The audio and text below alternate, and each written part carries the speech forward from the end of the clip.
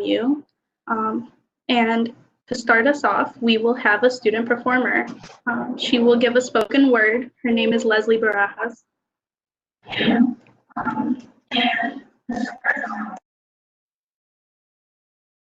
Hi, as Dalia said, my name is Leslie Barajas, and I will be performing a poem for you guys. It has yet to be named, so here it goes. You act like your white guilt is too big of a burden to carry, so you leave it at the door by saying you're Irish. You say you're native to this land because a birth certificate claims it when the hands of your ancestors marked red by genocide bulldozed its way to the very institution you step in for knowledge. You claim inequality when a brown man gets accepted into a college you longed for at birth, as if this institution isn't spreading the same diseases your ancestors did. You're the benefit to let these buildings blind you of its true creators, blind you of the foundation you so desperately wish to deny. White guilt is your choice. While my people are behind locked cages and closed doors, drowned in rivers as they look for the promise of the American dream, it is just a dream, a myth, only achieved within generations if you're lucky. While Black men, women, and those who don't conform to gender are still waiting for the actions behind your sorries, still waiting for the changes behind let's talk. You can add new buildings, new names, but your foundation stays the same. We do not accept your apologies. When you continue to build in the graveyard you created, those are not white flowers accented with red growing. Those are white men and women with bloody hands, and your lack of access to our better tomorrow continues to erase our names. Can't even pronounce it when it bears the same letters of your vocabulary, the same access to verbal movement, or do we not have the same biology? And yes, I am angry. And no, I will not say this nicely. There won't be civility in my words as you aren't civil with our lives. How dare you ask that of me? Your white guilt is a choice. Our Black, Indigenous, persons of color pride is our hope. Thank you. Thank you, Leslie, for that riveting piece. Hi, everybody. My name is Taylor West, your current student body president, and I'll be your other moderator for today.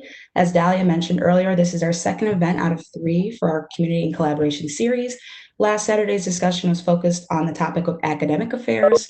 With an understanding of the need for change, the collegiate deans who were panelists committed to actionable steps to eliminate systemic racism within their departments. You may view these full commitments on WSA's Instagram at WMUWSA. We hope that other panelists and department heads follow in their colleagues' footsteps with taking what you learned today and turning it into action. Today's town hall provides an opportunity for students to have the platform to ask pressing questions to the decision makers on topics of systemic oppression within the realm of student affairs. The intention is to create a space where student affairs administrators can educate as well as learn from students in order to make the appropriate and most effective decisions on behalf of students, and more specifically for students of color. No institution or department is immune to the systematic oppression and racism, and I believe we can all agree when I say that the time for change is now. We have a variety of panelists from student affairs here with us today, ranging from different offices like housing, conduct, and engagement. Before the panel gives their brief introductions, I would like to remind our students that it is important every question is, we will only be taking questions in relation to the Department of Student Affairs, so keep that in mind.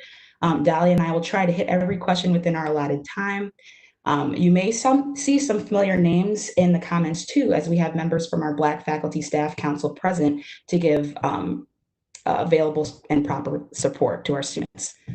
So with that, I'll hand it over to our panelist, Dr. Anderson. Thank you, Taylor. Good afternoon. My name is Diane Anderson, and I have the honor and privilege of serving as the Vice President for Student Affairs at Western Michigan University. Student Affairs is the division that really is focused on supporting students in the out-of-class environment. So our programs and services are really focused on making sure that students learn and grow outside of class. So the departments that are represented here, which Taylor just mentioned, are housing, the Office of Student Engagement and Student Conduct. We also have Career and Student Employment Services, our Health Center and Counseling Center, and the Rec Center. So we have departments that focus on well-being as well as engagement, and then obviously the programs and services to support where students live and eat. So the Bernhard Center is another one of those that is important to us as we're building our new student center. So that's it. Thank you.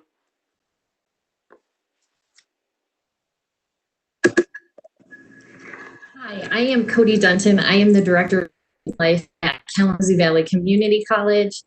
I coordinate new student orientation at the college. I coordinate student activities and student clubs, as well as assist students with non-academic needs like housing, transportation, childcare, food assistance, and things like that. Thanks.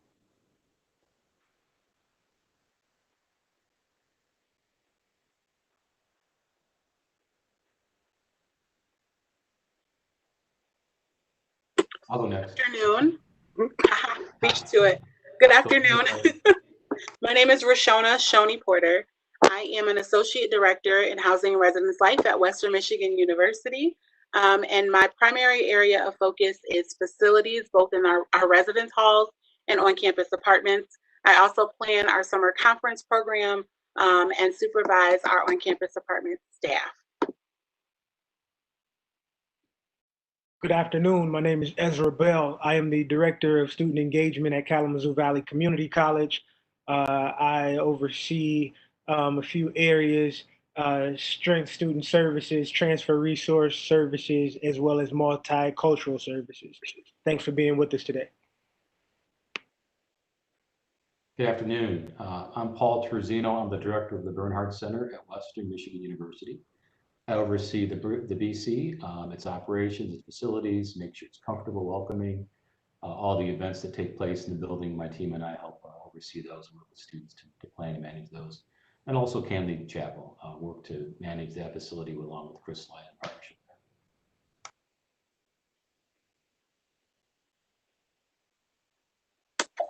Good afternoon. My name is Chris Sly. I'm the Director for the Office of Student Engagement at Western Michigan University.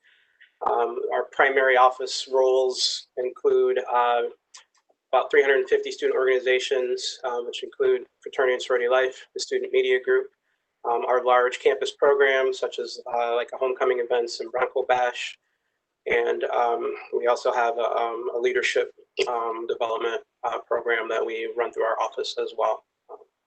Glad to be here and glad that you all are here, and yes, Black Lives do matter.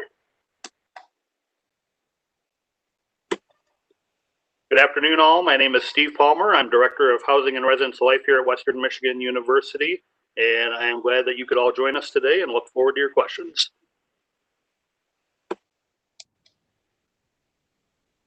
As Lewis Thomas, I'm the Director of Kalamazoo Valley Accelerated Associate Program at KVCC. Our program is designed to help students attend classes full-time in order to graduation rates. We really focus on removing barriers to degree completion, such as financial cost, and by trying to provide block scheduling for students who have very complex lives and very complex schedules.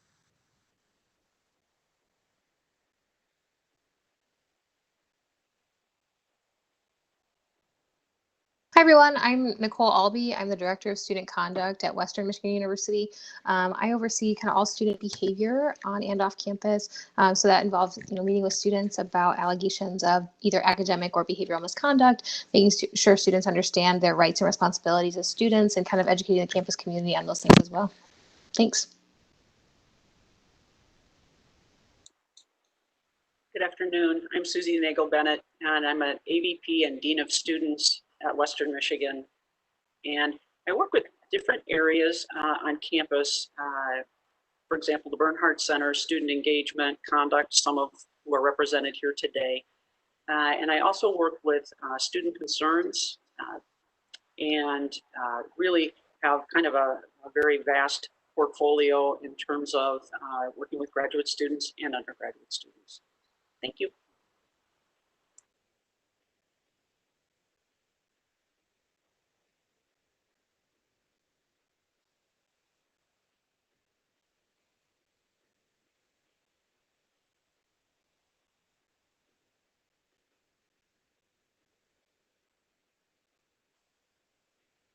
All right, so if that's everyone that has given their brief introductions, we can hop straight into questions. Everyone gave their introductions, right? Cool. So we can hop straight into questions. Students, remember that we are just focusing on the topic of student affairs, as we have administrators here to provide that information for you. So first question is just to the entire panel. For people in the positions of power, what have you done to educate yourself on the topic of institutionalized racism and oppression?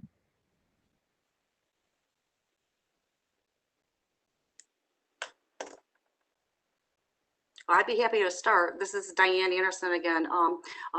We're engaged in reading within student affairs. The most recent book read is White Fragility. And that book, I think, is really very instructive about white privilege. It also does a really good job distinguishing between bias, discrimination, and racism. And I think having people understand the difference between those three things is really important as we engage in these conversations, because it's very clear that we need to do work in all three areas, not just one of them, but understanding the difference between the three can provide more focus in terms of our efforts. So I'm in the process of reading that book myself, and am really finding it very instructive. But this is a lifelong project in terms of educating ourselves on this issue, particularly as white people, because we have had the privilege of not having to educate ourselves, unlike people of color who've had to live it every day. So it's important that we take the responsibility of doing the work that we need to do.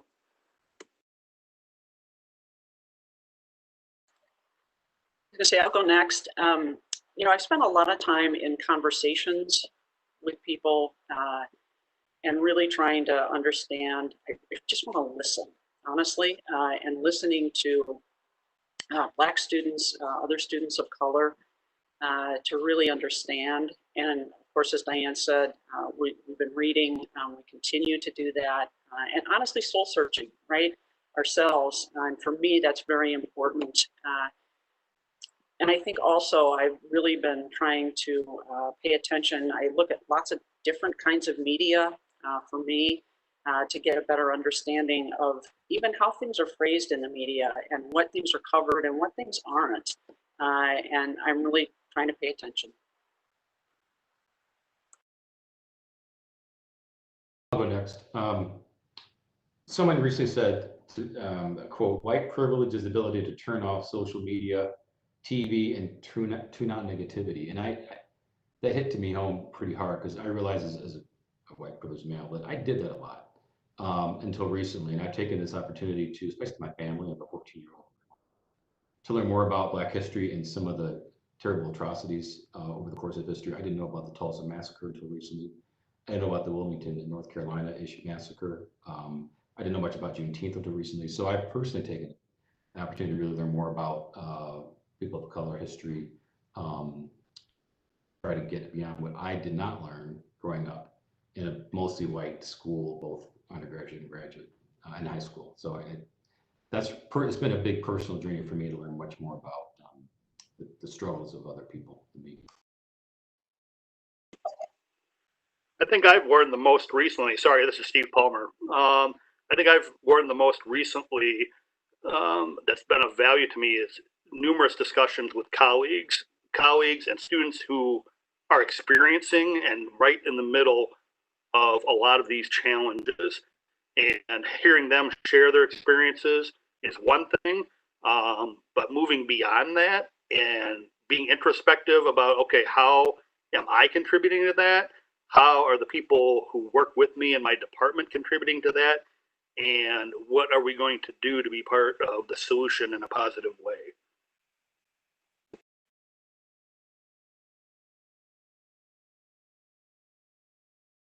I think in addition to what some of my colleagues have shared, conduct has kind of a lot of connotations in terms of being really related to some of the things that we see nationally. Obviously, we have some work with police and justice systems and things like that. And so I think people tend to think that they are the same as the courts. And so one of the things that I've been very involved with on the national level for the conduct organization is taking a look at how we may or may not be replicating those systems. We've done some work looking at our specific department and kind of helped other schools to think about those things as well, both recently and in the past. And I would just add that as a leadership team at Kalamazoo Valley within Student Affairs, we're really using our time where we would normally be doing meetings around creating, getting through the checklist to create meaningful dialogue around what we can do to dismantle anti-racist systems, and really examining what we're doing in student affairs that is disproportionately negatively affecting our students of color.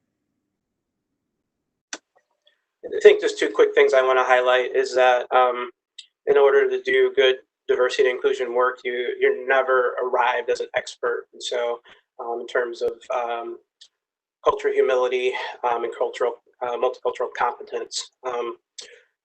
So I think that's really important to have that kind of curiosity to continue to drive you. And so I'm always kind of looking to learn. I'm currently a doctoral student in the program at Western. And so there's a diversity strength cognate there. And so I'm learning it inside the classroom as well. And I think for our office, with a strong focus on leadership, it's really important that in order for leaders to be effective, they're going to need to work with different types of people. And so any type of retreat, workshop, anything that's longer than 2 hours, we automatically make sure that there's a diversity component as a part of that training.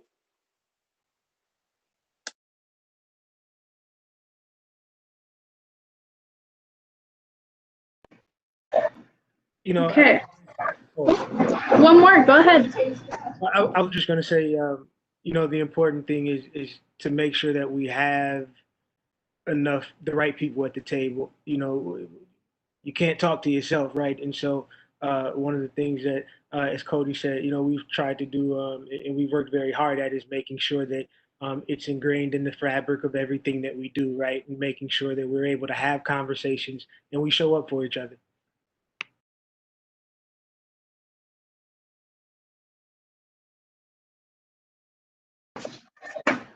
If we don't have any more comments or answers to that question, we can continue moving forward.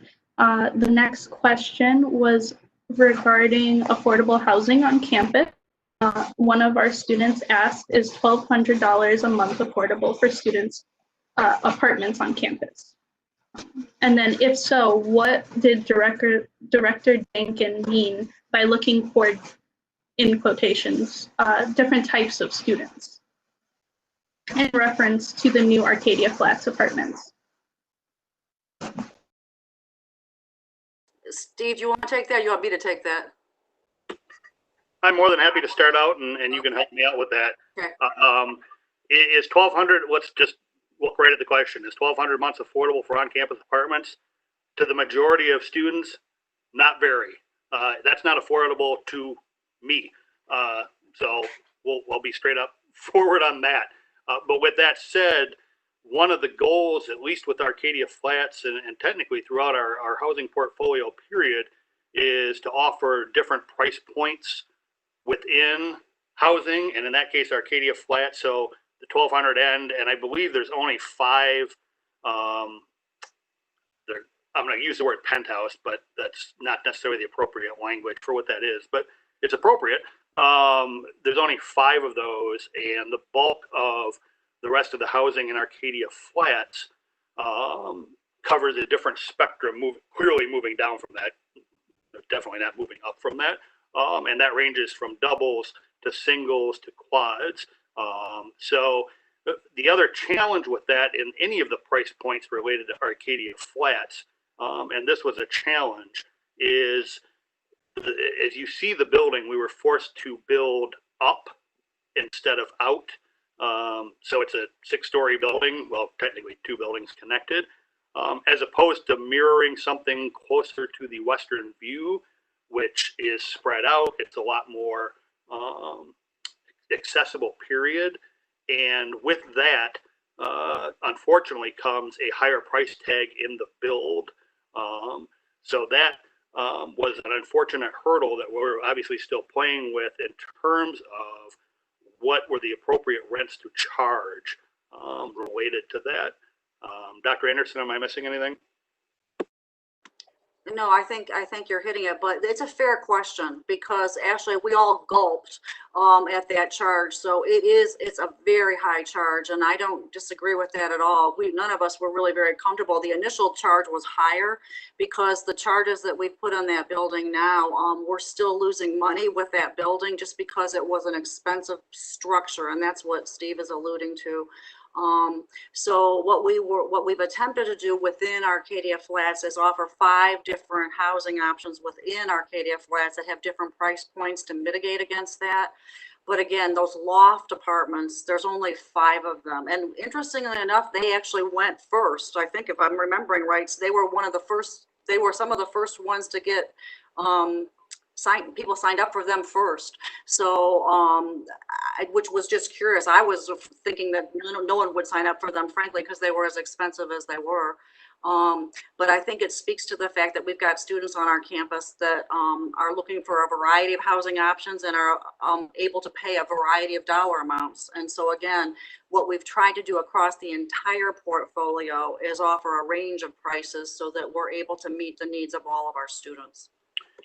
And there was actually a second part of that question, or embedded in it, in regards to David Dakin and the comments he made, and I believe it was at a forum this last fall. I don't necessarily remember because I wasn't there.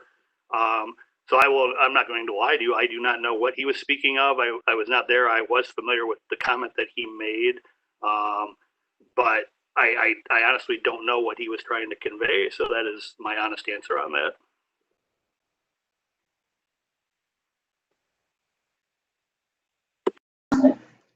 Following up with that, there's a few different questions regarding.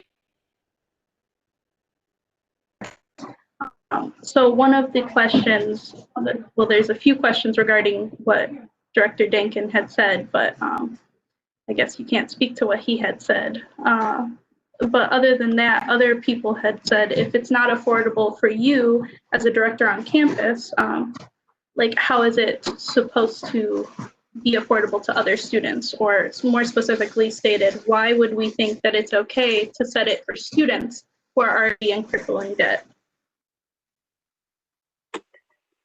Well, as Dr. Anderson alluded to, and this doesn't address the debt part of that, but we knew there was going to be somewhat of an interest. And the other piece in that is the intention, ideally, to utilize those 5, and again, I'm going to keep referring to them as penthouses, is that we were going to offer them hopefully to faculty within either faculty in residence or visiting faculty if the students did not have an interest in it. So we didn't necessarily know where that was going to land.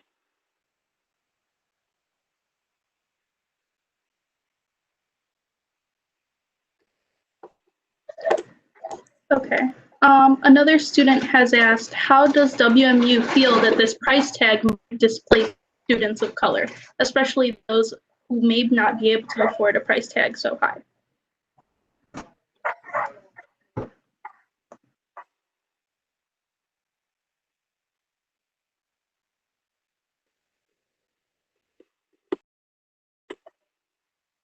Sorry, I'm trying to, can you hear me? Okay, because my computer's looking funky. Ideally, too, again, with this, it's covering a spectrum of prices within that particular unit, but within the rest of the portfolio, again, we cover even a bigger spectrum of prices, especially within our apartments area. Also, the game plan, too, is I know the university, and I've been involved in the conversations, continues to look for new and different ways to look at the valleys. Obviously, the valleys are where the bulk of residence hall housing are. And in what ways can we renovate those and make those more attractive and more affordable to folk? So again, oh, and actually I see somebody might have asked that question about the valleys. But that project is underway in terms of assessing what we can do to them, what monies we can continue to put into them, and make them better as well as more affordable across our portfolio.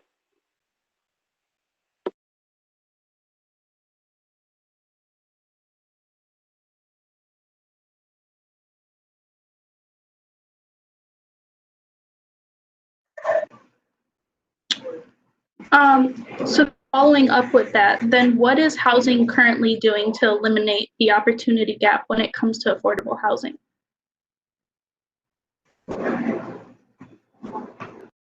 I can take that. Well, we've actually looked at, we've done an analysis of who lives in our housing, and what we have discovered is that we actually, and we're really pleased with what we've discovered, to be very honest, our students of color are actually overrepresented in our housing system as compared to their percentage in the overall student population. So within the overall portfolio, it does not appear that our options are keeping students of color or students who would be concerned about price point for whatever reason from staying in the residence halls. Where my concern is, to be very honest, as we continue to build new and renovate, my concern, and we take down the older halls, my concern is that the price point overall will end up continuing to inch up. So my concern is a little different than what I think this question is asking, because right now we have some as the chat is saying, we have the valleys, which were built in the 50s or 60s. We have Goldsworth Valley apartments. We have Stadium Drive apartments. All of the price points for those units are really fairly low. As we continue to improve our housing stock and build new and or renovate, we will end up taking down some of our older buildings. And so again, that's where my concern lies, because at that point, we won't have as much housing stock that is lower price points. So we've had some meetings with Taylor and Jacoby about this very thing, about how to look at this across the entire system. And I think those are really legitimate questions for us, because as we move forward and we continue to try to improve our overall housing portfolio, we have to be mindful of price point. And please know that we really do look at that. I know the Arcadia Flats prices did not appear like we were looking at it, but we spend a lot of time, because it makes no sense for us to build housing that students can't afford, nor housing that they don't want to live in. So we will continue to be very thoughtful about that moving forward. But it is, as we continue to improve our housing stock, it is going to be a balance that we're going to have to really continue to work at striking. Just to add real quickly to that, and I know WSA in particular, Taylor and Jacoby, I've shared with them as we continue to look at our housing, and in this case, the valleys, as somebody had alluded to, and how that's going to be planned. We have connected with them and asked them to hopefully give their input on what those plans could or should look like. So we are definitely out there engaging students as we move forward with this project. Following up with that, then why are new buildings being built where the school can't afford to build, or if the school can't afford to build? I think it might be helpful for you to understand housing and dining are auxiliary operations at the university. So the expectation for any and all of our auxiliary units on our campus, on frankly any campus across the country, is that they fund themselves. So when we build a new residence hall or a new dining hall, obviously we have to finance it. So there's debt that's embedded into the project. So we have to look at what it costs to build it, what it costs to operate it, and also what it costs to pay the mortgage, so to speak. So all of that is built in. The university general fund does not provide any dollars to support the cost of housing or any auxiliary operations. So as we make choices to build new residence halls or new apartments, the cost for those buildings is paid for by room and board.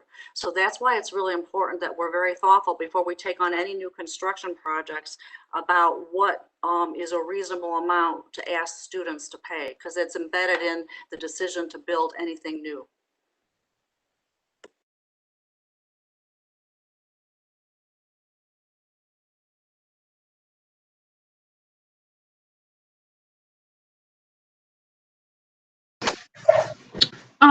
So then one of the next questions from our students says, what improvements will be made to residence life hall or residence life staff training to fix the conduct pipeline issue?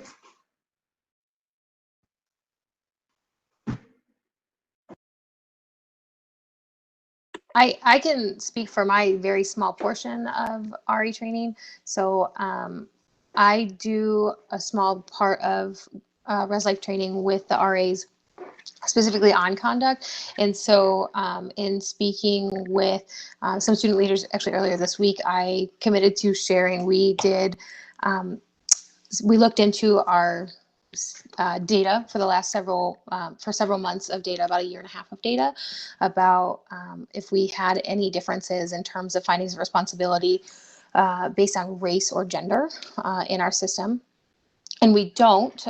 So when a student is in the system, if they go through the conduct process, they have an equal chance of being found responsible as basically anybody of any other race or gender. However, Black students are overrepresented in referrals to the process. And so we know that referrals do often come from RAs doing documentations. That is a large source of our referrals to the conduct process. And so I did commit to sharing explicitly that data with the RA staff in their fall training and kind of talking more through that. We did do some work on implicit bias in conduct last year with the RAs, but I was asked by Taylor to be very explicit with the data, and I'm happy to do that this year. Additionally, training is still being planned. Planning just started for training. For some of you who don't know, not all of our employees have been at work. And so as we return to work, we are looking at things for the fall as it relates to training. And so some of the things that I know are being looked at is some of our implicit bias training, specifically for the RA staff, but then also for our professional staff in residence life as well. We feel that it's important that not only our student staff are getting are participating in these conversations, but our professional staff as well. And so we'll be looking at training specifically geared to power of privilege, implicit bias, and things along that line for both professional and the RA staff. And the other thing that's been a conversation amongst housing and residence life is it's not just a training session, but it's a part of who we are. And so we are also working on understanding who we are as a department and making sure that we are telling our story in that way so that our staff is living that out through anything, whether it's conduct, whether it's interacting with parents, students, staff, whoever that may be. And so we're kind of working through all of those things right now, and it will continue throughout the year, not just with fall training or then again in January training, but things that will continuing education throughout this semester.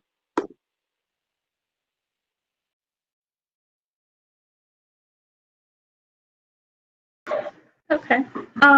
Then following up with that, one of the questions asks or states, the Black Student Union recently released statistics illustrating some of the racial disparities that exist on our campus. One included, while Black students make up about 10% of our students at WMU, they make up 1.1%, or 1 in 5 students involved in conduct experiences in the process. What can you do to ensure that this disparity and others are addressed? Yeah, so that was actually from the study that I mentioned. That was when we looked through our data to, like I mentioned, see if we're replicating these systems, right? And when I got that data back, the first thing I did was meet with the partners who are the sources of those referrals. So we mentioned residence life already. That is, in that data sample, I think was 76% of the referrals in that data sample came from residence life. So met with my partners in residence life to talk about that and had some changes to training and we're going to be doing more, right? I also met with faculty, or I meet with faculty pretty often and do trainings with them. And the next largest chunk of the referrals came from faculty. And so I worked some of that information into the presentations that I do for faculty pretty frequently. I present to faculty at least once a month, usually a little bit more than that, on conduct and classroom behavior and all those types of things. And so I made sure to kind of include that information as well in that training. And then the last very small portion is from police. And so I met with our police chief to share that information as well. And he talked with me about the implicit bias training that their officers go through and are continuing to go through. I know that you all have a separate town hall with them coming up, so I'll kind of leave some of that for them. But those are kind of the initial steps that I took with the information that I had about the pipeline, knowing that the things that I really can manage are the process, and luckily the process looked really good. You know, we celebrated that portion. Then we had to move on to the referrals, right? Because those didn't look so great. And so we really needed to work with those partners. And that's why I use that influence to kind of work with each of those partners to make sure that they understood what we were seeing and are coming into our process in terms of referrals.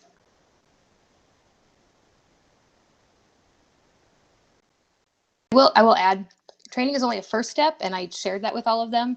And so, you know, we continue to kind of have conversation. I actually just had conversation with Shoni about this earlier this week. So even though this data at this point is over a year old, we're still having conversation around it and how we can continue to build on it. And my plan would be to, after some changes have been implemented, to then again assess, right? That's how we know if things have changed. So thanks.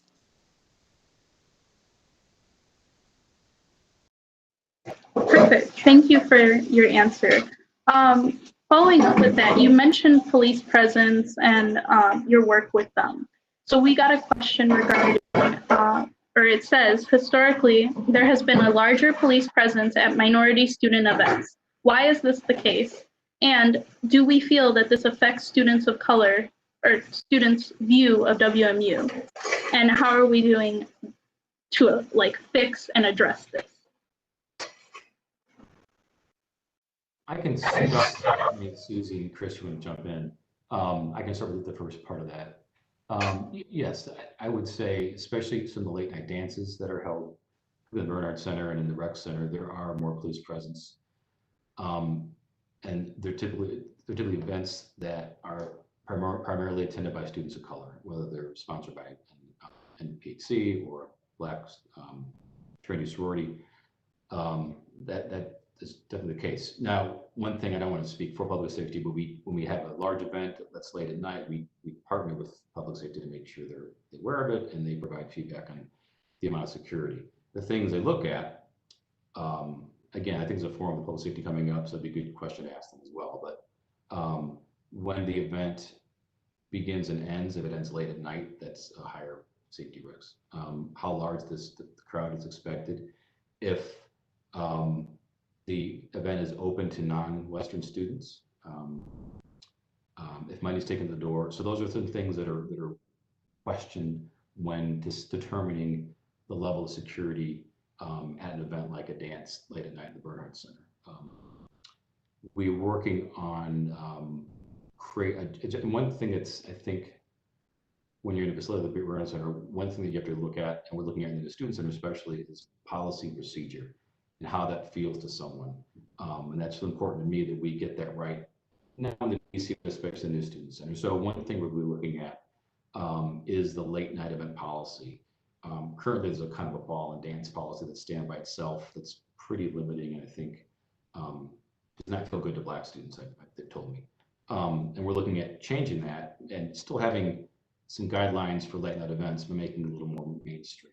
I think we're meeting with Taylor and Jacoby and some other students to look at that next week or week after, and I'm looking forward to that, of course. So yeah, I would say that's a very good thought or feedback that some of the larger late night events do have a larger police presence. And I can't, does it make students, I can't answer the second part of those questions, but I can certainly address part of the part that's in the Bernard Center.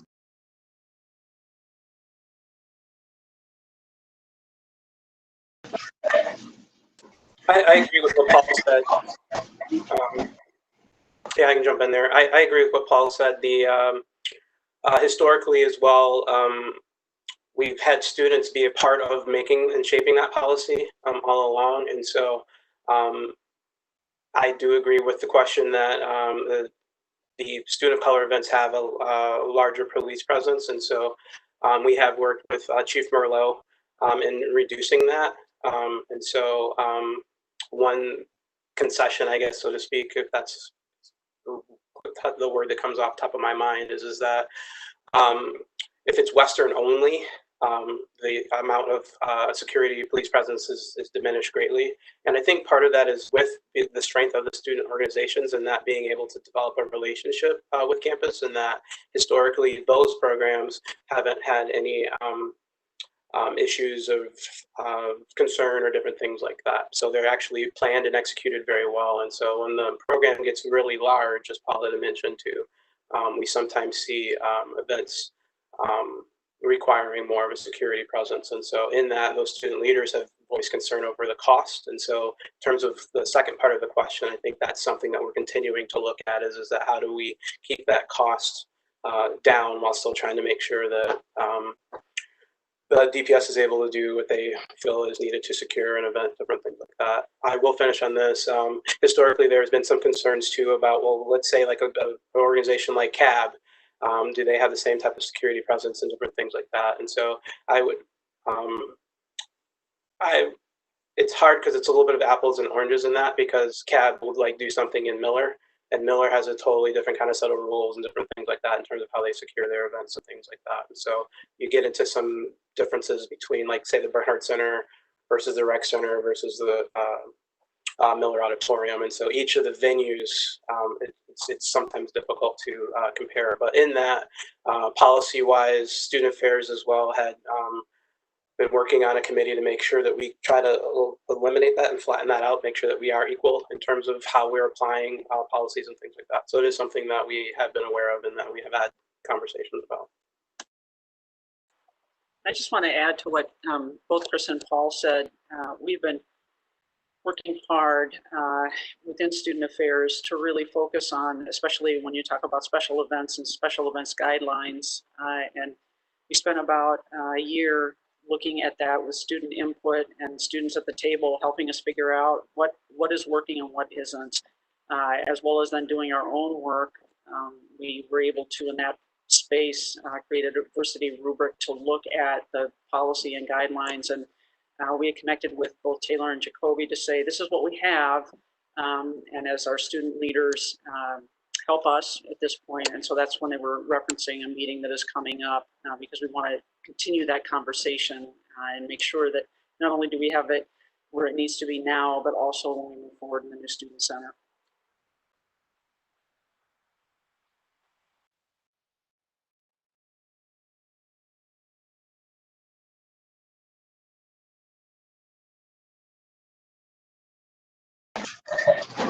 Okay, if nobody else has any questions or answers to the question, we can move forward. One of our next questions states, are faculty required to participate in trainings and conversations?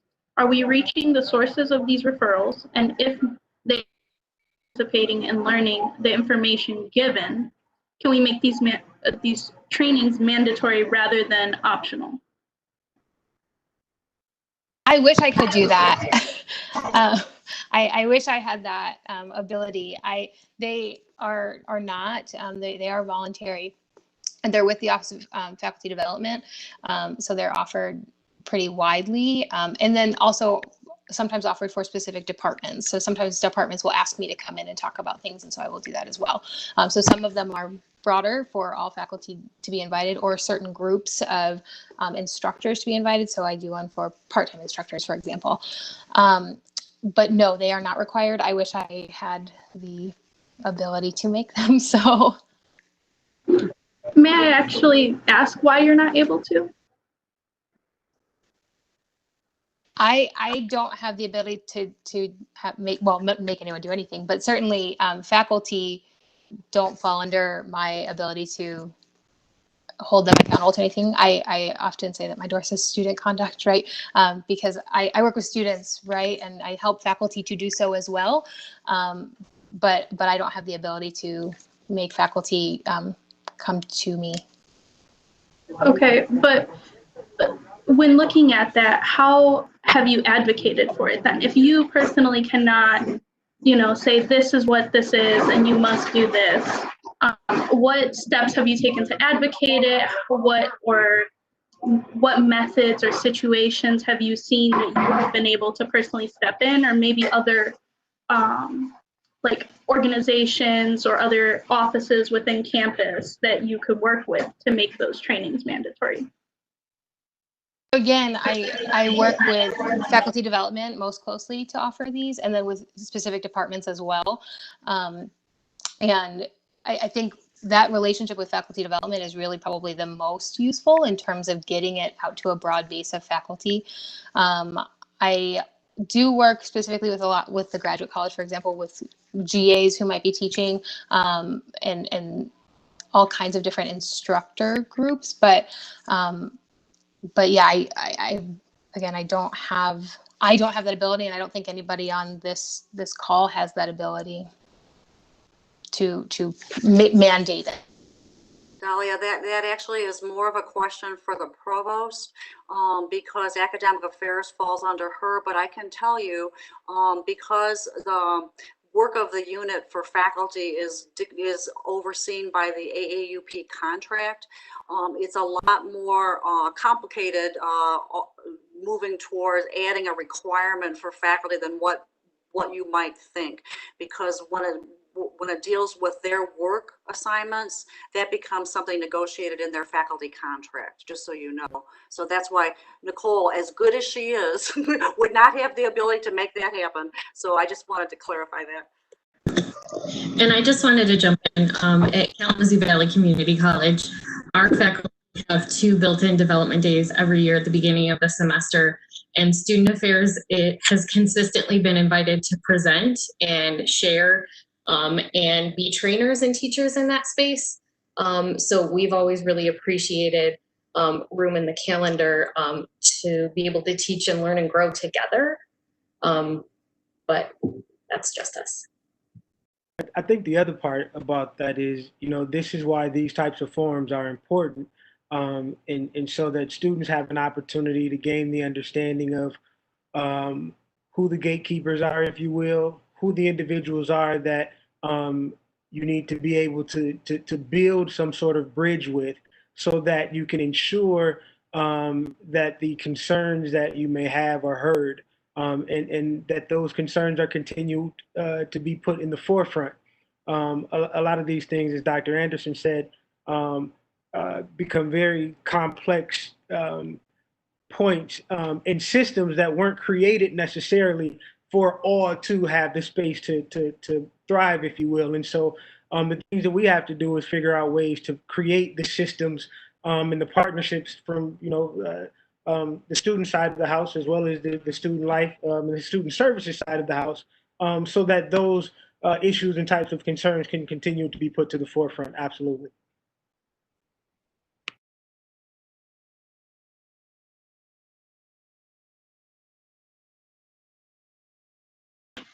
Okay, so we kind of had a follow-up question in the comments of our YouTube stream. It says, since they're not required, then we may only be reaching faculty who want to learn these things.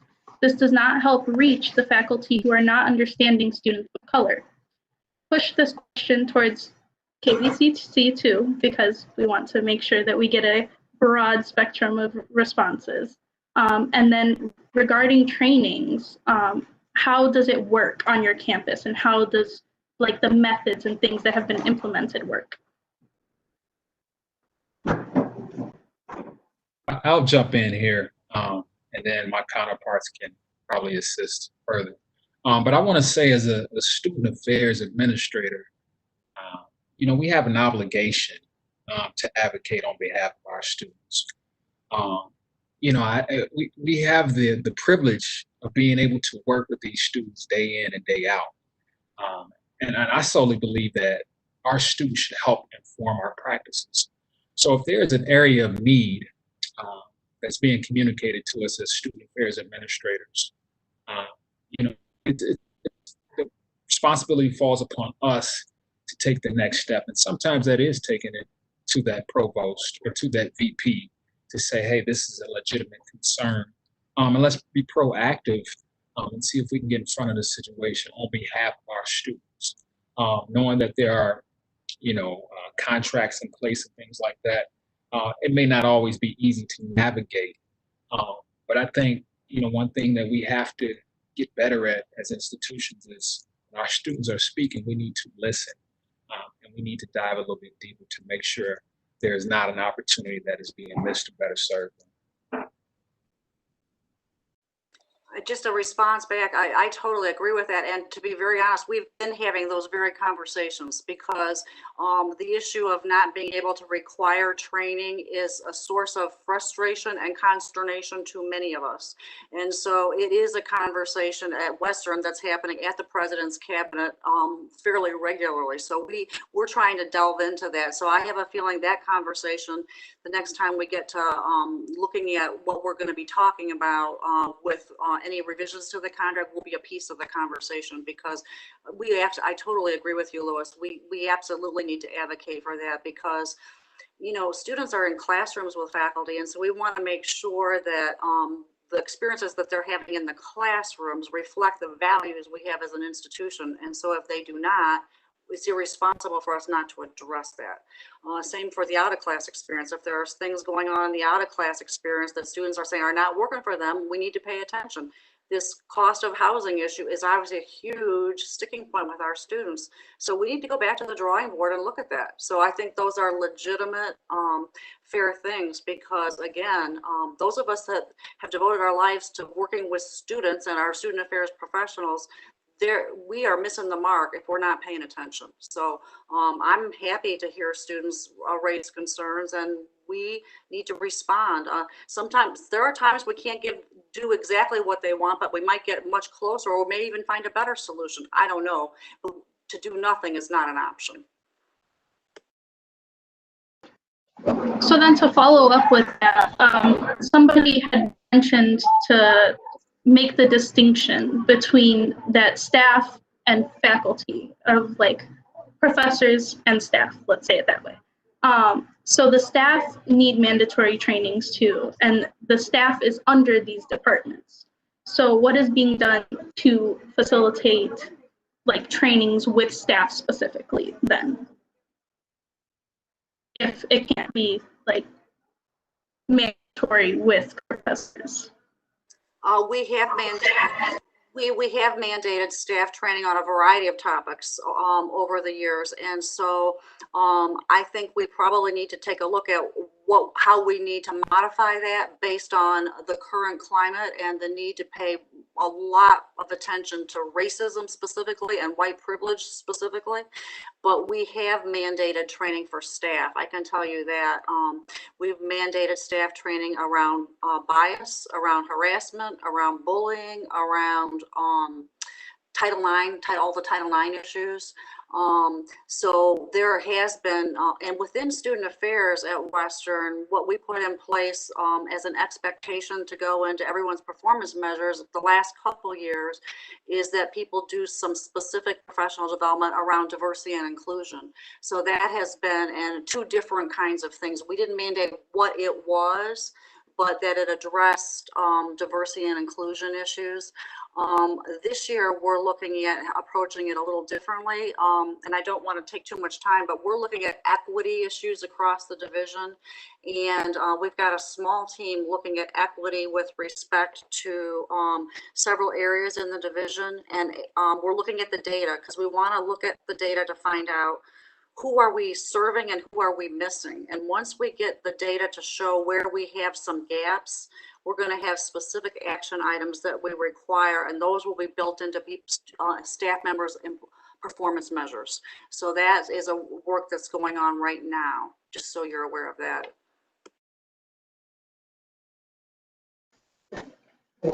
That's a really good touch upon, because if we're discussing that students are mentioning their needs, they're mentioning the points that they really need help in, they really see that that's an issue or an area that lacks, but we're not seeing change. So one of the recent questions says, I'm hearing admin say they will do better. Students suggest these things that should change, and admin says that the suggested betterment isn't possible or too hard. If you or any of you have a comment towards that. I don't mind jumping in on this. we realized that we were making a lot of decisions in a vacuum with not as many student voices as we wanted around the table. 2 years ago, we created the Student Voices Advisory Committee. So it's a group of students that represent the breadth of the student population at Valley. And we bring a lot of the decisions that we're going to be making as an institution to the table with SVAC.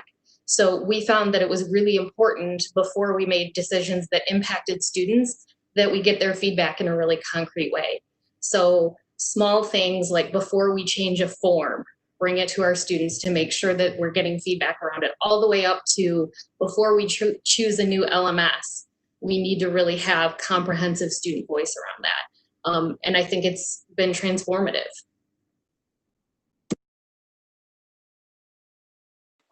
And that is actually an excellent practice, and one that I think a lot of departments within student affairs use. We used to have a student affairs advisory board across the division, and my intention is to go back to that this year. What happened was a lot of departments started having their own advisory boards, and so we were asking students to be on too many different things. So for instance, our health center has a student advisory board, the Bernhardt Center has a student advisory board. I know Chris has all kinds of student input on lots of things, but we've had a lot of student advisory boards for each individual department. I actually would like to go back and reinstitute one for the division as a whole, and I think that would be very helpful. I know this is not about academic affairs, but all the deans, all of the academic colleges, I believe at least most of them have a student advisory board too. So we're really wanting to make sure we have lots of opportunities for student input at every point at the university. Yeah, that's a great point to have. Do you know when those student advisory boards will be put together so that there can be an overall board to like communicate with Western administrators? They have them already in existence, but what happens is each of them have a different time where new students rotate in and the students that we're serving rotate off. I can't tell you off the top of my head when that happens for each of the boards.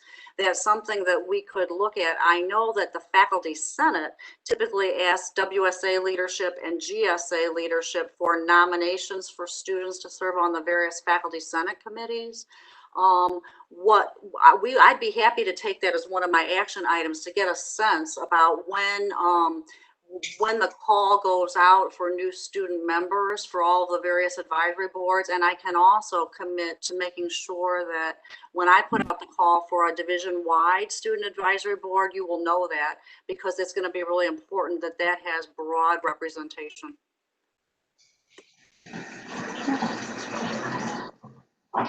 Perfect.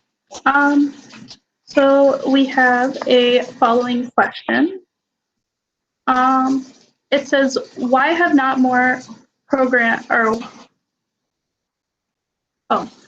there not been more programs for minority students? The grant programs and scholarships only reach a small percentage of their population.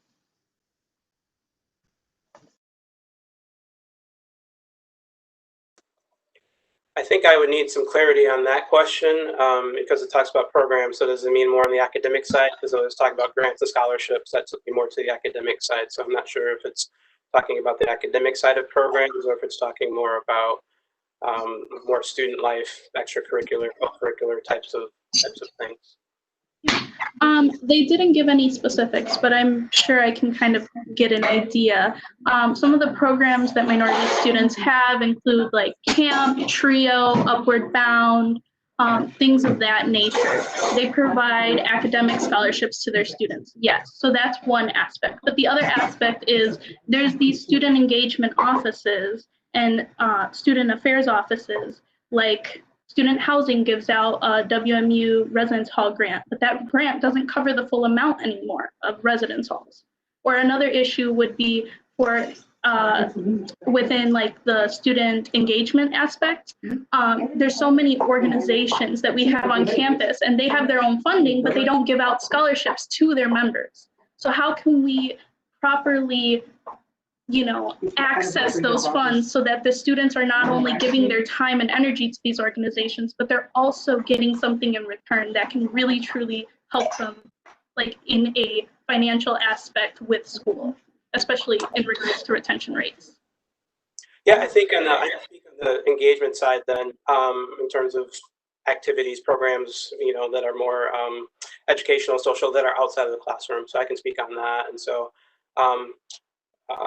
WSA 2 years ago ran out of funding for allocations and things like that was available to student organizations. And so Diane, Suzie, myself, and current WSA, or not current, but the WSA leadership at that time got together and really looked at how funds are allocated. And so it's kind of an evolving process, but the caps were adjusted, and there was more money given to, say, conference grants. So if an RSO wanted to go to a conference, that limit was increased. And so it's just one small example of trying to, if there's a need, to change the rules in a way that to meet that need. And so conferences is one way, and then there's another in terms of operational funds. And so students needed dollars that wouldn't necessarily have to come back. So that's another example of that. The last thing I would share would be, in terms of our office, we've probably got to figure out a better way to do it. But if there is a student that's as an individual that can't afford to go to one of our programs or things like that, we can work with that student to make sure that those costs are not a burden on them. And so with our student organizational annual retreat, we've done a better job, still keeping in line with what our budget is for those programs, but really trying to establish relationships with RSOs that aren't necessarily in our direct purview, that don't get a direct hit from the student assessment fee.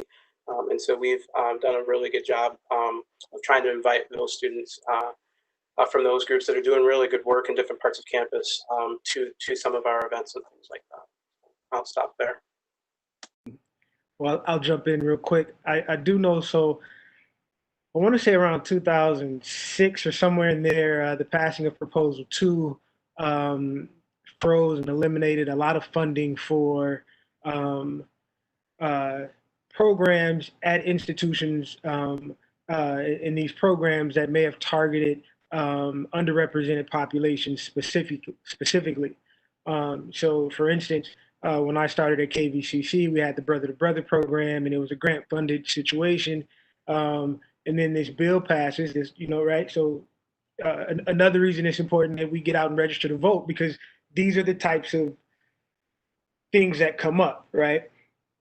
And so in the passing of Proposal 2, that law forced academia to kind of look at what programs they offered and how they offered and who those programs supported. And, let's say an institution felt like, or an institution's legal team even felt like the institution could, walk into some areas or some gray area or put themselves up to potentially be sued or something like that. Let's just remove that off the table so that we don't have to worry about potential. And so again, you have a lot of situations where people are making decisions just to protect the totality of everything going on. Now the amazing part about that situation, even though the funding was pulled, KVCC didn't fire me or they didn't get rid of me or anything like that. We just had to find some other ways to be creative and continue to serve students. And that's the spirit of academia. I think that's also the spirit of marginalized and oppressed people. You continue to push and you continue to use what you have to create what you can until such a time as reinforcements arrive. And I think we've kind of reached that point in time with everything going on. I think the reinforcements have arrived, and the reinforcements are the people, right? Students have the voice, right? Where else do we go and we pay and we allow people to treat us a certain way? And so a lot of this is just about how we build and establish relationships with one another. We actually received a follow-up question regarding that previous question. It says, what is the Office of Student Engagement doing to encourage, uplift, and motivate student leaders of color? At KVCC, we have to work every day. and I know that's at every institution, but we're showing up to work every day, prepared to meet the needs of students, of all of our students. You know what I mean? And I know our counterparts up the road at WMU and are doing the same thing. A lot of times this can feel like having to move, a box up a flight of stairs and around the corner with your left hand tied to your right foot, right? But this is about people that show up every day and that are fighting. It's not always easy, but you got to find a way to build relationship with those people in the room that make decisions so that we can ensure, like Lewis said, we're fulfilling our obligations to support our students. And so to any student, if you continue to show up every day, I promise we're going to show up every day.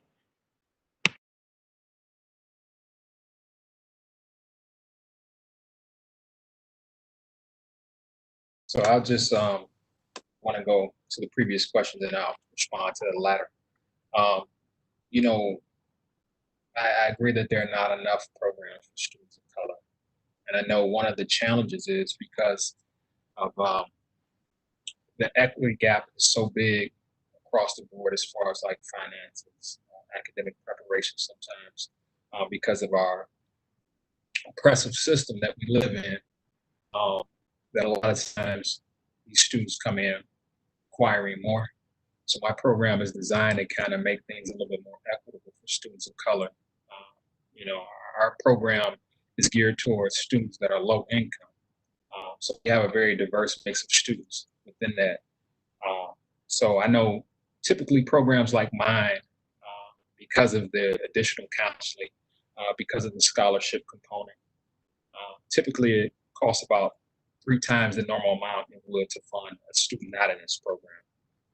So that's one of the challenges across the board. But I think we just have to be innovative in our approach, right? Because the need is there. We know these gaps exist. Again, the responsibility is on us to find a way to level the playing field for students of color, low-income students as well. And then the other piece is, also we need to communicate this. I think Cody, Ezra, and I were having a conversation about we're truly going to have an impact. It needs to happen at the cabinet level, the administrative level. And it's important to have, again, the right people at the table. You shouldn't be making any decisions or changing any policies without discussing how that may impact our students of color. So I think we have to have the right people at the table. And again, we need to keep this conversation at the forefront. We're going to always encounter obstacles. But one thing I know about people that work at Western Michigan University and Kalamazoo Valley Community College, we're very innovative. We're problem solvers. So once we identify that problem, we need to throw our resources behind it to find solutions on behalf of our students.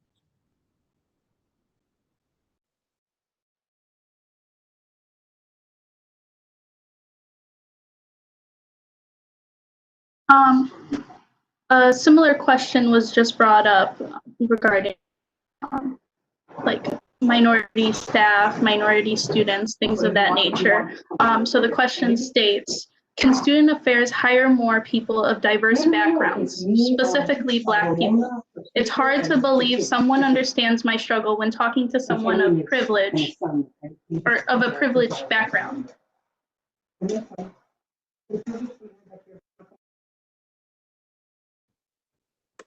The short answer is yes. The short answer is yes. The challenge right now, as you know, is we've just gone through some significant budget reductions, so we don't have a lot of staff vacancies. But I know that we talk about that in student affairs. We are committed to diversifying our staff because we have, over the years, we've lost several people of color that were on our staff, and the people who replaced them often were people who were white. So we're not as diverse as we need to be or want to be. So as we have opportunities to either create new positions or fill positions, that will be a priority. So that is definitely something that we want to do and intend to do as we have the opportunity. I think the other part of it is, we have to be what we feel is missing, right? And so that means some of us have to be willing to maybe stay around Kalamazoo a bit longer. or maybe make the decision as you transition and you look at that next level of academic work, to do that work at an institution that's in an area where you can continue to use the skill sets or even fill in the gaps that you saw missing in your situation. And so, you know, a lot of this is like Lewis said, we got to be innovative, and it's going to take all of us to fix, you know, the ills and the fill the holes and the gaps that we see. It's going to take all of us at the table working collectively. And so, you know, that's one of those things where, again, if you really feel strongly about, you know, your experience, you got to be willing to stay the course and take on some of these jobs and internship opportunities to fill those gaps. But absolutely, there's jobs out here. Thank you, and this is a good one.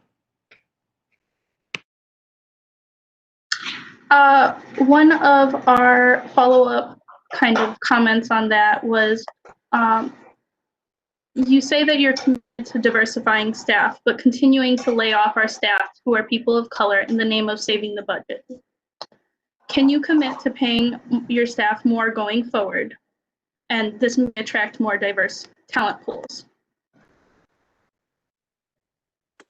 Well, first of all, one of the things that I can tell you is within student affairs, we committed not to lay off any of our staff of color because we don't have the diversity that we want. So we worked really hard to protect our staff of color. So we did not, we were not in a position where we did that, to my knowledge, on any level. I don't believe we did. So that's the first thing. In terms of committing to pay more for people of color, that is something that I think in order to attract people, we very well may need to. That's one of those issues, though. We have to work through some university systems to make that happen. I'm not trying to not answer your question, but we have guidelines about what we can pay and what we can't pay. And so we would have to work within the systems that we have currently at place at the university to advocate for change in order to make that happen.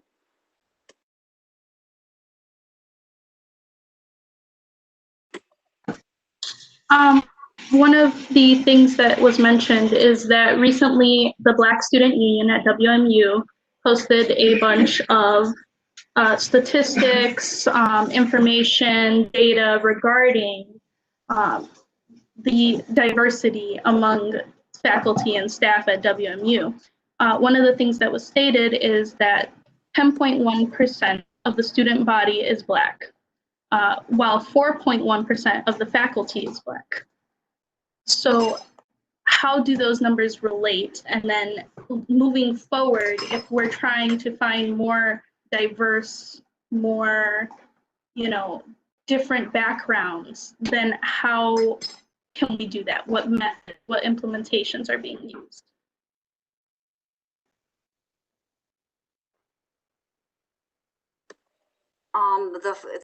That question specifically addressed faculty, and faculty is not within the domain of student affairs.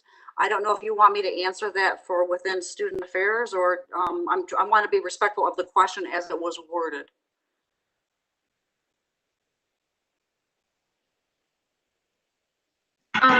The question was worded that way, but I guess you could at least address it in a way that you believe you can answer the question. So if I understand the question, then is the fact that the representation of people of color, either in faculty or staff positions, is not what it ought to be.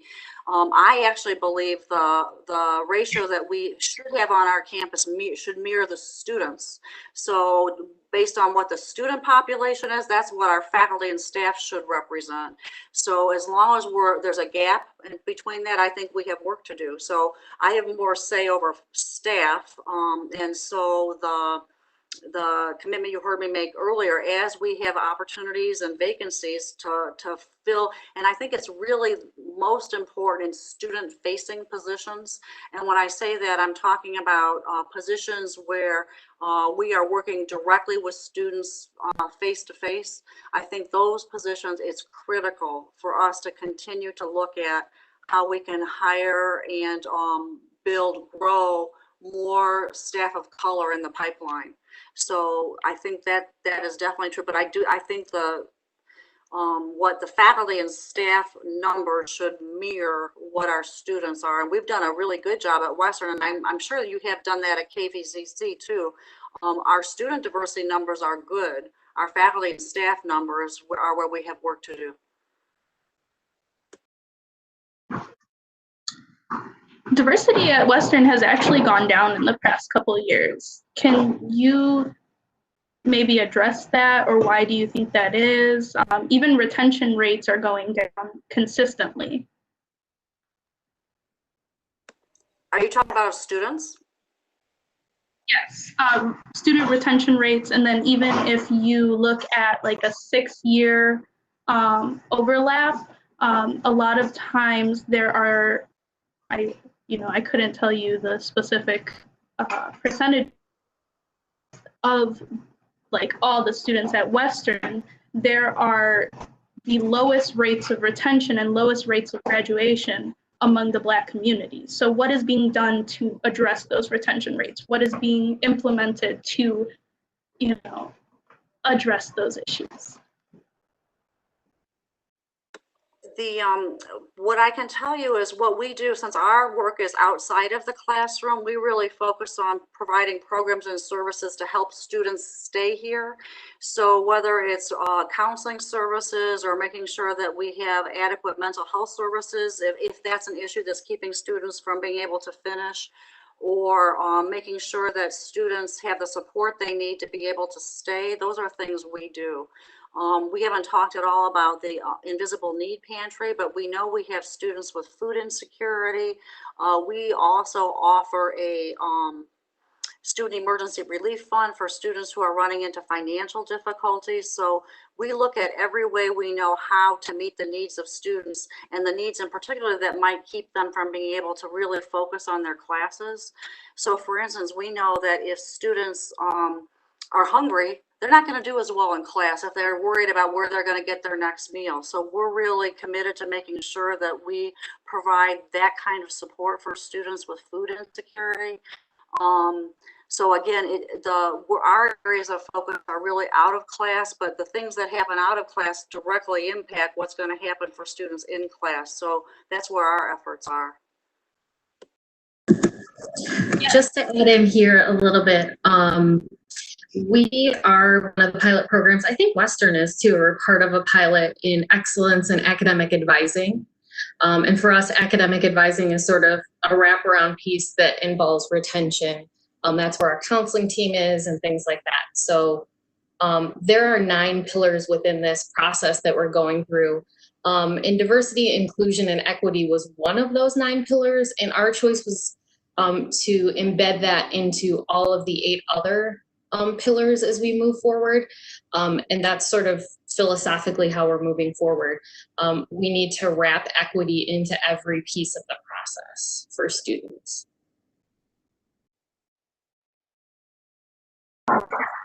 I'll jump in real quick.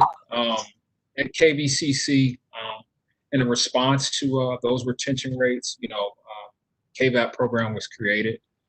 Again, my program targets low-income students.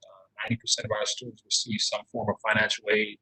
Over 50% qualify for a full Pell Grant.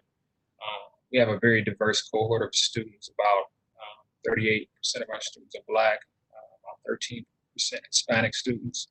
And models like this have increased the retention rate and also the graduation rate. So the plan for us at KVCC is to continue to scale the program. Right now, we're serving approximately 100 students, but the goal is to scale up to 450. And I think Dr. Anderson mentioned earlier, we want to look at the data. And if the data shows us what we know we'll see, we've seen it at larger programs in New York, some programs in Ohio, that the retention and graduate will increase. We hope to continue to scale the program so that we can, assist more students in college. Thank you for all your responses. A following question says, what steps are we taking to ensure the diversity of our campus is enhanced and retained going forward as we are laying off much of our diversity and inclusion department, one that already lacks substantial funding?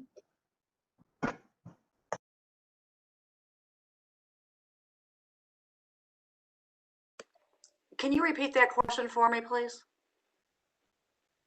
Of course.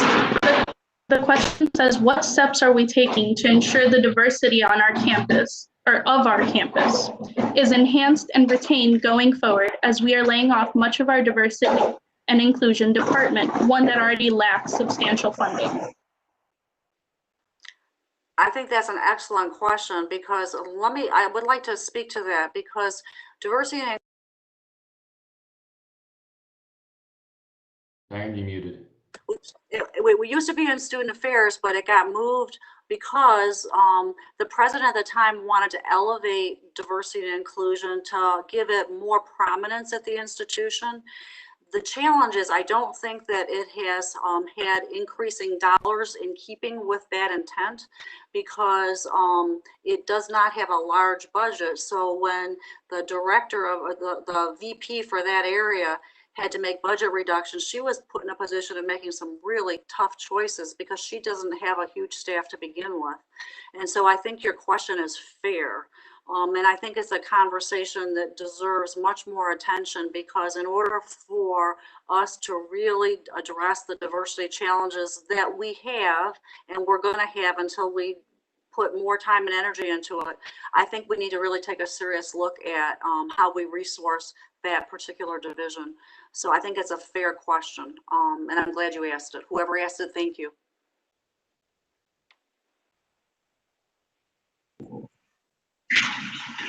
Yeah. Trice, would you like to jump in? Yeah. Hello, everyone. My name is Trice Batson, newly assigned Director of Diversity and Inclusion at Kalamazoo Valley. And I just came to say, in response to that question, one of the things that just happened at Valley is my role was upgraded from a coordinator to a director, and that was to show our continued commitment to diversity and inclusion. So I work with Ezra as well as Cody and Lewis, and we are recommitting ourselves to diversity. I think this was something that was happening regardless, but in light of the current events that's taking place, we know that there's going to be a lot of action and conversation that needs to take place. And so that's just one thing that we've done amongst plenty others. But, we have more conversation and more actions to put on the table to look at. So I just want to take the time to address that. Thank you.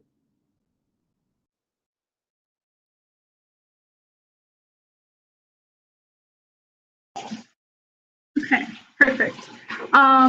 Thank you for that, Trice. And following, a student asked, can and will WMU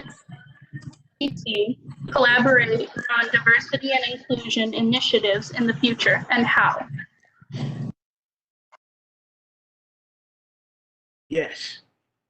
Yes, it's Trice again, and I'm going to say yes. I've been working with Dr. McCorkle in order to kind of start the organization of these town halls that we are a part of over the last couple of weeks, and the last one is going to be on July 11th, and that's going to be policing. So we will continue to have conversations moving forward and use the student voices and all the information that we're gathering here in these 3 weeks to inform how we, decide on what programs and events to put to collaborate on moving forward. So that's the short answer to that. And I would like to echo Trice's. Trice and I have been talking for probably off and on for a year now, looking at how our institutions can collaborate. I have also been working with Dr. Washington at KVCC to look at how we can coordinate. And one of the reasons is because we share students and we serve similar student populations. And so it makes much sense for us to make sure our efforts are coordinated. Following on Trice's comments about and congratulations, Trice, for being promoted to director. In the last 15 to 20 years, you see not only institutions of higher education, but you see corporations and other industries creating chief diversity officer positions. And that is one step in doing that. But in most institutions, those areas, as Dr. Anderson stated, are not funded well to do the work that they're charged to do. And so I think one of the things that we have to look at is when we look at what we value, we put resources behind the things we value most. And so I think one of the things that has to happen, and diversity and inclusion is by no means the work solely of divisions of diversity and inclusion. Diversity and inclusion is the work of an institution because it should be part of its ethos, its DNA, how it functions. And so we do make the mistake of assuming, well, the diversity and inclusion, that's responsible of that office. That office cannot do everything as you all have talked about. Dr. Anderson said, well, you know, I don't have control over faculty. I deal with student affairs. And so there are places where you don't have authority, but you would really like to make impact. And so that's why this work really has to be seen as the work of the institution, not the work of one sole office, because if that's the case, we'll never accomplish anything. But I do think that as industries and institutions continue to create these positions or in these areas, they also realize that funding has to come with it because, and it doesn't mean I have to have all the money, but it means that without adequate funding, you are limited to what you're doing. And as Dr. Anderson said, I had really hard choices to make. I can't speak about layoffs, but I had hard choices when I only have a little pot. And when you cut from that pot, that cuts really deep. So those are just some of the things. And I'm going to go back to being quiet, but I think the students are doing a wonderful job, and you all are. So I'm going to shut up now. Thank you for that amazing point. I think that's a key thing. You know, when resources aren't available, then nothing will be able to be done, especially at a university that values diversity and inclusion so much. It sounded like Ezra had a quick comment. Oh, thank you.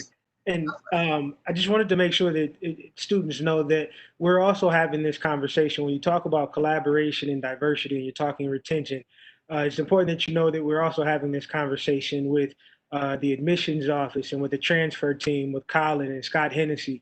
You know, that team in admissions, as well as Cody and I, have been having many of these same conversations as it relates to making sure that we're supporting our transfer students, so that when they get to WMU, they have the support and that they feel welcomed. And so we know these conversations are taking place on a more frequent basis. And just shout out to Chris Sly and his team, because we co-host a conference with WMU and K College every year around leadership. And it's probably one of my favorite things that we do every year. And I hope we can continue to use that relationship as a forum to do more of this work. And thank you, Cody. Yeah, I was just going to bring that up too, is that, to answer that question, that's a good example of how we already have been doing that, and we'll continue to do that, partnering with our other colleges and universities in the community. And I think in that, what I'm hearing from this conversation is that what we had done is a lot of personal responsibility in terms of diversity and inclusion work, but I'm seeing that there's a lot more energy and excitement towards looking at systems. And I think, Cody, this is kind of us publicly talking about that, but I think in that, as we do next iterations of that program, we're going to need to shift in that. Hey, real quick, Chris, I think you bring up a great point, man. I think that both institutions are finally at a point where there are multiple individuals in multiple positions that are willing to be collaborative. And it can't happen if only one side or the other wants to be collaborative. And so I think as rough as it is for us to have gone through all of the things that we've been through to get here, we are here. And I do think that, like you said, that energy is in the room to begin to work more collaboratively,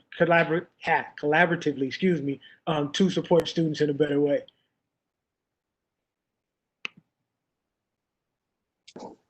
And if I can jump in really quick here, just want to share that in addition to the excellence in advising that Cody mentioned earlier, we collaborate with WMU with that as well. But also one of our deans, our academic deans, just brought to my attention that we also are redesigning some gateway courses at KVCC. And we're focusing on equity in these courses and equity in the curriculum, based on the disaggregated data that we're looking at. So some things that are going on in favor of supporting our students of color. And I just would like to jump in. I'm looking at something on the chat questions. There were some statistics in there that were not good. And someone said, are those good numbers to you, Dr. Anderson?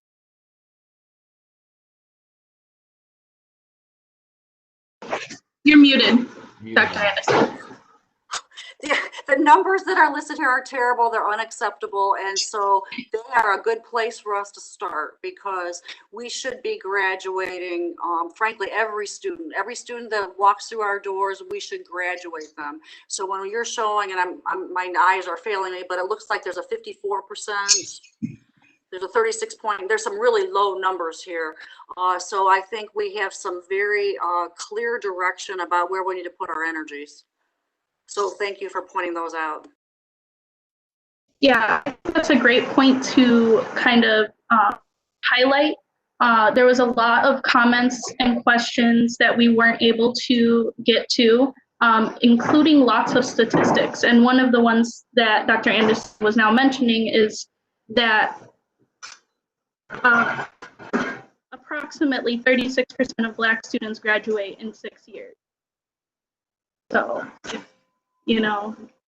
just in comparison to a lot of other, ethnicities, races, whatever you like to label it as, that these numbers are very low and should be addressed. And then following that, there is a question that says, has there been any talk of addressing support for students who are mixed race? We simultaneously fit and don't fit into those boxes that are created when we create programming catered towards minorities. And then where are the programs addressing intersectionality? So that's a question and a topic of conversation that comes up quite frequently. So at KVCC, within our multicultural services platform, we have two groups, one called Brother to Brother and the other called Sister to Sister. And from time to time, they get together and we call it Sister to Brother when they meet. So these initiatives are leadership development type of opportunities. As I stated, within our multicultural services platform. And so it's an opportunity for all students, any student, to come to the table and to have some conversation. We have had a few students, especially in the last few years, that have come and asked for something specifically for students that, would meet that rubric, if you will, or meet that kind of background. And so we've tried to create space for them to get together when they want to, as they want to feel supported. But our biggest thing is we want to make sure that all of our students have space to get together and build and develop themselves so that they can flourish.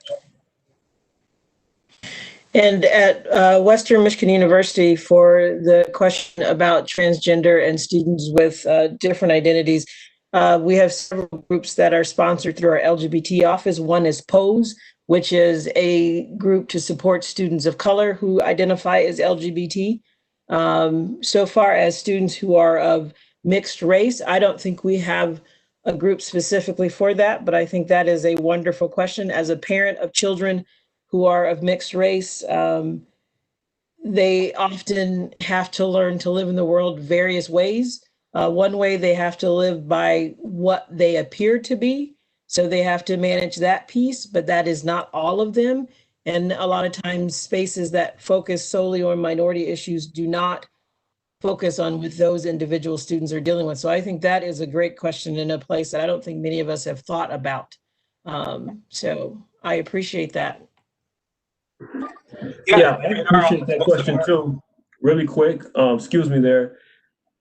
I think that's an awesome question, and that's why we're here, is to grab these pieces of and these suggestions. And I think that mixed race question was awesome.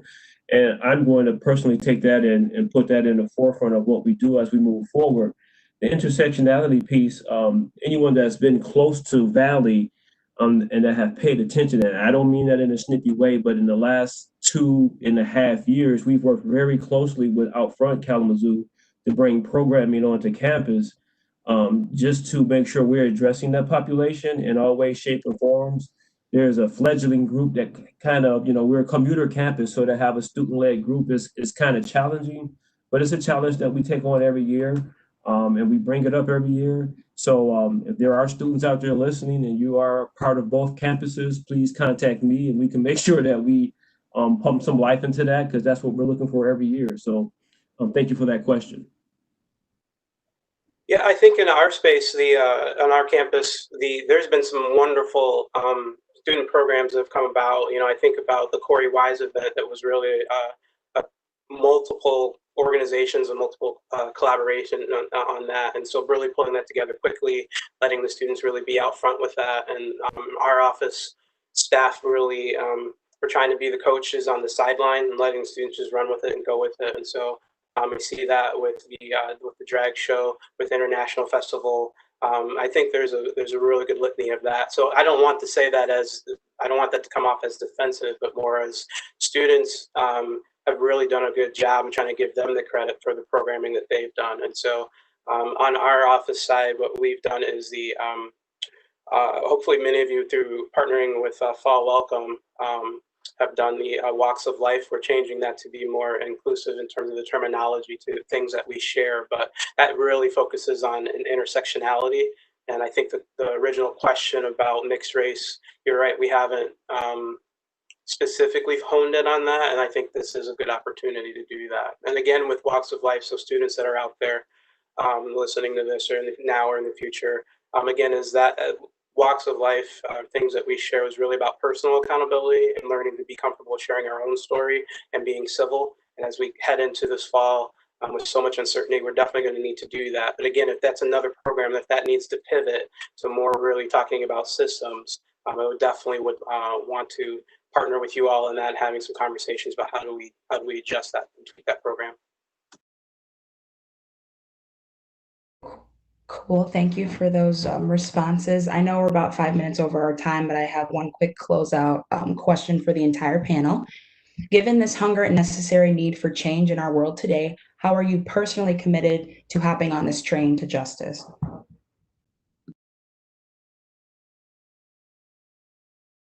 I'm gonna just say, listen, I'm a Bronco for life, and I'm a Cougar for life as well. But the most important thing is making sure that the generations that come behind us have a better access, have a better experience. And if I can be a part of that in any way, shape, or form, and I mean that for every student that comes behind, regardless of race, color, creed, where you're from, who you love, I don't care. What we do care about is making sure that you have the best possible academic experience and that you have space to develop the skill sets needed in order for you to be successful. And so I'm gonna show up every day. Meet me there. I'm going to be the voice in the room every time that's going to advocate on behalf of our students, even when it makes me uncomfortable and even when I'm the lowest pay grade in the room. Yeah, I think there's times where, as a staff member, I can just give advice and advise. There are times where I need to advocate, and there may be some times where I need to move into an activist space. And I think with everything that is going on, that we're seeing, myself and my staff, we constantly have those conversations. We need to continue to evaluate that. I'll finish with this. Fannie Lou Hamer said, "I'm sick and tired of being sick and tired." And so in that, I can't stop being sick and tired of being sick and tired. So in that, because there is not a lot of racial diversity, if I sit down and take a break, then there's an opportunity that could be missed. So I understand that that's a big burden on my shoulders, and to the best of my ability, I need to keep showing up because I can't afford to be sick and tired of being sick and tired. For me, it's similar. I'm going to be that voice in those rooms. Even like Cody said, if I'm the lowest pay grade, I cannot afford to sit down and not have my voice heard. I also have the opportunity to work directly with students. And so I also am committing to listening, to hearing what they're saying, even when it might hurt my feelings, and then taking that to the next level. So I'm going to continue to show up. Unfortunately, ignorance is abundant And every year, especially as we have the opportunity to mold students, period, but incoming students and educate them, that is where we need to step up. And by educate, I don't mean in the classroom. Obviously, that's important and key. But Dr. Anderson referred to what we do outside the classroom, and educate and move. And I'm stealing a coworker's quote here, but move beyond tolerance to acceptance with our students and how we're educating, and beyond that.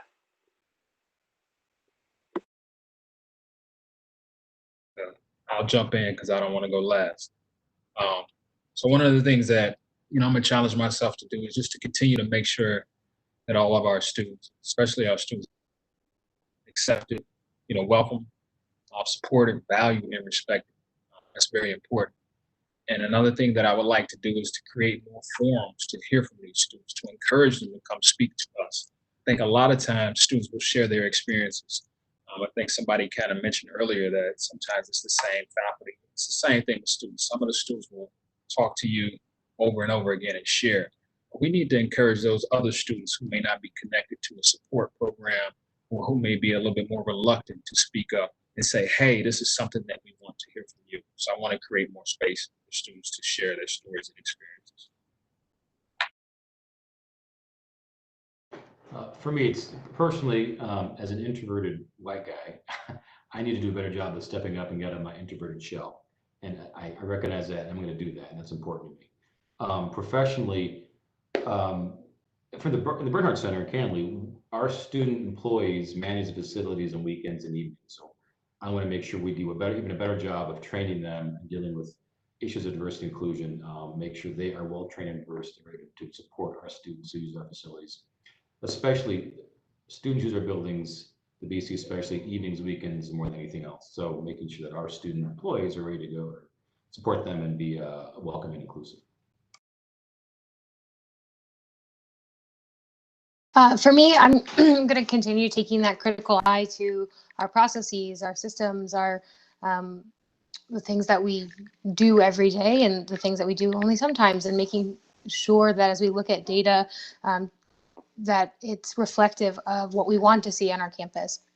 And then, like others have said, continue using my voice and my influence with those campus partners where I'm able, and speaking up in those spaces, even when it's uncomfortable, like Cody mentioned, and even when I'm the lowest pay grade in the room, like Cody mentioned, continuing to have those conversations and inform them with data. So that's one thing that I think can be really helpful is coming to the table with some of that strong data. We've seen data in our conversation today, and coming to the table with that tends to help the conversation go even better. I am hopping on the train, to use your words, Taylor. I'm on the train, and I actually would say that there's two things. I want to say something that relates to my position, and then I want to say something that relates to me personally. Some of you may know my husband is Black, and he has been profoundly impacted by what's going on. So I am feeling it in a way that you might not anticipate for a white woman of privilege, because I am seeing it through my husband's eyes as well as through the vantage point that I have. And as a result, I find myself in a unique position because it has just impacted me in ways that are very real and very raw. And so with that, I'm also in a position of privilege and power as a white woman, as a vice president at Western Michigan University. So I have a voice at the table.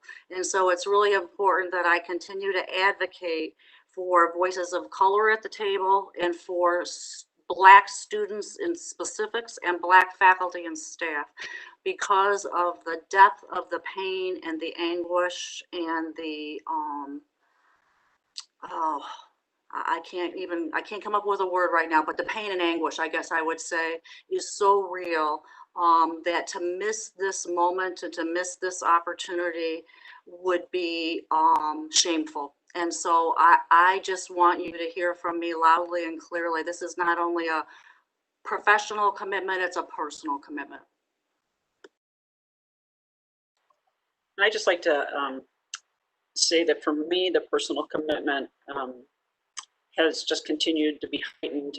Those of you who know me pretty well, I have a daughter who is very activist oriented, and she always has been. And one of the things I love about her, and she's been home. She goes to Michigan State, and she's been home since March. And so hearing from her directly, often, several times a day, about what is important for her friends. And she has really been very outspoken for a long time. And I have so learned from that, and I continue to learn from that today. And I look for those experiences, and I want to understand, and I want us as a whole to move forward and to do that in a very inclusive way. And I think we've hit the margins of it at best at times, but we have work to do, absolutely. And I'm committed to doing that work. My goal today was really, again, to listen. And I know there's been lots of conversation in the chat, and want to look at that and reflect on it and figure out what are the next action steps we'll take.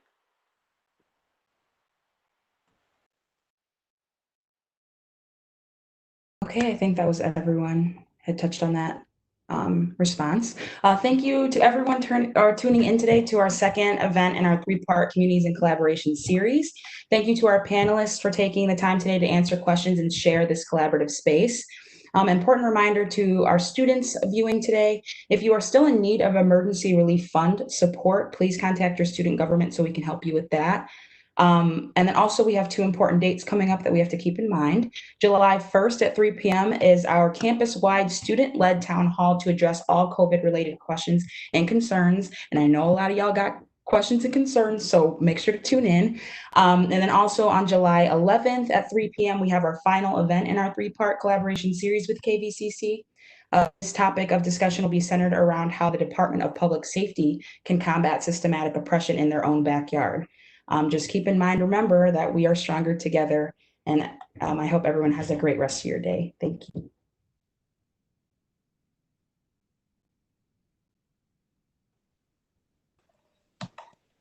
Before you all sign off, just another thank you. And this recording, it'll be ready in about an hour for people to watch it on YouTube.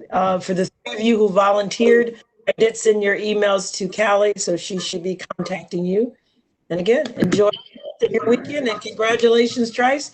I'll see if I can borrow some money since you got a promotion. And I just wanted to thank